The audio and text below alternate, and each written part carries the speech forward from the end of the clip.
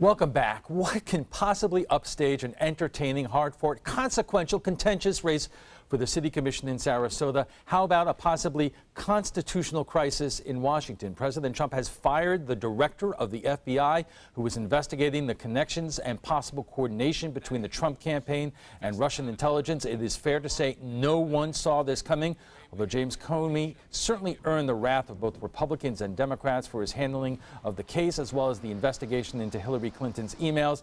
Of course, this is breaking news to voters in Sarasota who are electing 2 new city commissioners. And joining us for more on tonight's elections are Kevin Griffith, the vice chair of the Sarasota Democratic Party, and Christian Ziegler, state committee man for the Republican Party of Sarasota. And no, folks, this is not Friday night or usual political night, but I got to ask. I mean, this came out as a shock about an hour ago.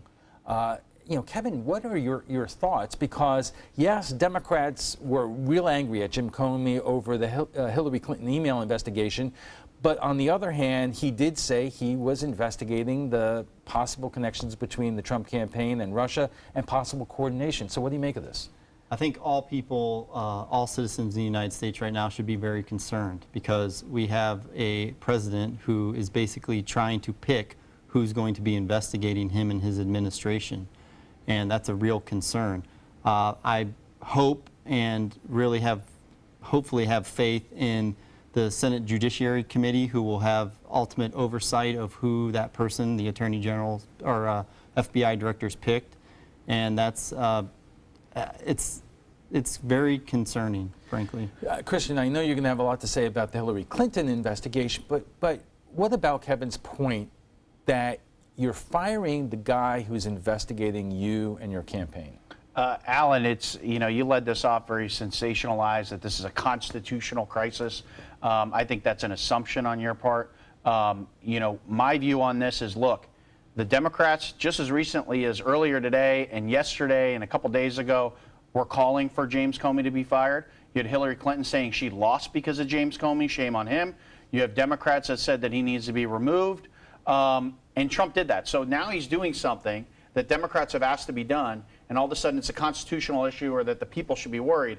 It's somewhat laughable on my part. Well, both things could be true, and the reason why we raise the issue of a possible constitutional crisis is because it's being likened to the Saturday Night Massacre back in 1974, where the president fired the attorney general. This does not happen every day. Yeah, but Alan, the president has a right to have who he wants in there. The FBI director serves at the will of the president. But to say that it's a constitutional crisis or that people should be worried, when literally Democrats just this morning and for the past couple days have been asking for Comey's resignation and for him to be removed, Trump does it, and you're not even happy with that. So you ask for something, Trump does it, and now everyone should be worried. It's like, it's wild. Alan, here's the issue. Yes, presidents have the right to choose who's in their cabinet. But the issue here is not every president is under investigation. And in this instance, this administration is under investigation. Not just under investigation, but under investigation that the Russians helped influence the outcome of the election. He is not technically under investigation. That's come out. That's clear.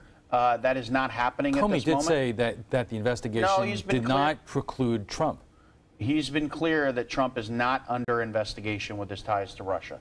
They're looking into stuff, just as they always look into things.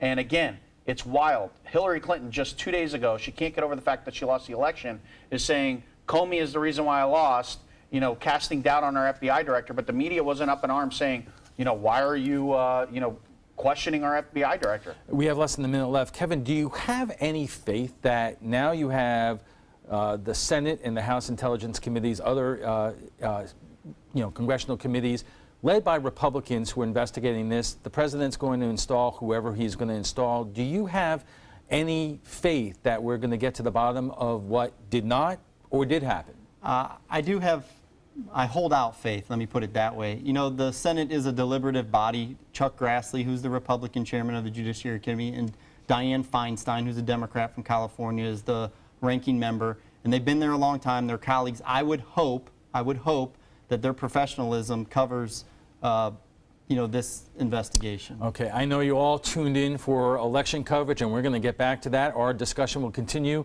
on this on another day, but we will pick up our election coverage in our second half hour right after we check the weather. Welcome back. If you're just joining us, we are discussing the races for City Commission in Sarasota and Northport. As we just reported before the break, with 100% of the precincts reporting, it appears that Jennifer Ahern Koch and Hagen Brody will be the new at-large commissioners in Sarasota, and Jill Luke will take over seat 4 on the Northport City Commission. And here for analysis are Kevin Griffith of the Sarasota County Democratic Party and Christian Ziegler, the Republican State Committee man for Sarasota. Starting out, I mean, what happened? The city is a very difficult place for Republicans to win. You look at the party registration, Democrats are definitely up. I think it's 11% compared to Republicans when it comes to registration. Looking at Sarasota County as a whole, typically the bluest area is downtown Sarasota. So this is a difficult race right at the beginning for Martin Hyde to win because of those numbers. But lessons learned. I know that we talked throughout the week. You worked on this campaign a lot, specifically in terms of the use of social media and email and all the newest technology that has been designed to get your vote out. Is that technology not effective when voter registration for the Democrats or the Republicans are that skewed? Well, I think there's two issues at play. You have the registration, as we talked about, and obviously that's going to be a hurdle no matter what technology you use or what tools or what methods you use. But then the second part's the digital. I'm a big believer in digital. I think when you look at this sanctuary city issue, obviously that's what we've been focused on. That's something that came out at the very end. I don't know if there was enough time to really discuss it and for it to soak into voters. It just happens with campaigns. But, you know, the video had over 55,000 views. People were talking about it. It was a buzz around town. We are, you know, I think it's a little silly that we're celebrating breaking 20% voter turnout. But people were interested. People were discussing it. It got people to the polls, I believe. No, I think those tools are key. I think they're very valuable. But, you know, every race, there's so many different variables that you can look at. Kevin, the Democrats use those kind of tools, number one. And number two, is the sanctuary city issue, which the Republicans certainly pushed over the last week, just not something that resonates in terms of the city of Sarasota? Apparently it didn't resonate, and you know, this wasn't just a victory, but it was an overwhelming victory if you look at the numbers. But when you talk about social media, yes, it plays a role and it plays a growing role, but the beauty of a city commission race is that you can still do the old campaign of knock on doors, make phone calls, have meet and greets, and meet people. And if you go and talk to new Commissioner Hagen Brody and Commissioner Jenny Ahern Koch tonight, they will both tell you that they knocked on a lot of doors. What do we make of the pecking order in terms of Hagen Brody taking first, Jen Ahern Koch second? Koch led all vote-getters in the March runoff, and it seemed like Hagen Brody was perfectly positioned in this final. There was a lot of smoke in terms of the sanctuary city issue, but on the other hand, Martin Hyde did have his own issues with some negative reporting in the paper about his temperament, and Hagen was right in the middle, Christian. Yeah, and Hagen kind of skirted the past couple weeks. He's probably enjoyed not being in the spotlight when both the other candidates are going after each other. But, you know, when you look at this race again, Democrat registration, they lead that overwhelmingly in the city. You talk about turnout. Now, this is a big issue as we have this election in March. There was a lot of people that were upset with the sanctuary city issue, and they would call the party, and they had no idea that there was an election going on, and they just happened to find out because they watched the video, got hit with an ad, got some mail, got a phone call, where normally people don't see that. So I'm a big believer that these city commission races should not be held in March. They should be held in November. They should be held during the general election when everyone's used to voting, because what you have are some candidates that have exclusive rights to the election because they have their core support that always vote. They're really controlling the neighborhoods, are controlling the whole message, and a lot of voters have no idea there's an election. And meanwhile, we get a city that everyone complains. Starting tomorrow, everyone's going to complain that we're not having events downtown, that businesses are being squashed downtown from coming downtown. Alan, let me just interrupt. This is the first time I've ever heard a Republican concerned about turnout in an off-year election. Typically, it's if the Democrat in an off-year election, it's that the Democrats don't vote. If they do vote, they win, but they typically stay home because Republicans are more often than not reliable voters. In this instance, in the city, it's not that scenario. It's that the Democratic candidates in this race were better than the Republican candidate and their vision for the city. Look, when you advocate for an election, an off-year special election, it's in March. People just aren't used to voting. that is straight up voter disenfranchisement. I mean, you're trying to make sure people don't vote so you get your candidates in. That's what we're watching happen. The Democrats do complain about the same thing in terms of the governor's race, which is always during the midterms, which has less voter turnout. And they argue that if you had the governor's race during the presidential year, you might have a different turnout. Yeah, but you have, okay, so you have the federal government and then you have local politics in the off year, if you will. But you still have members of Congress that are on the ballot, senators that are on the ballot. When you look at the Democrats, you know, they say, oh, the city deserves its own election in March because we need to focus on city issues. Why don't we have the state house and state senate elections? They're overseeing a $70 billion budget. They're a lot more important than what's going on in the city. All right, let's talk about some of the issues that were at play here. Number one was development, growth. Is there any lesson here, any takeaway from this election in terms of how Sarasota voters think about development in the downtown area and the city? Kevin? The irony of the race is if you look at the two Democrats who were elected, they weren't the same on that issue.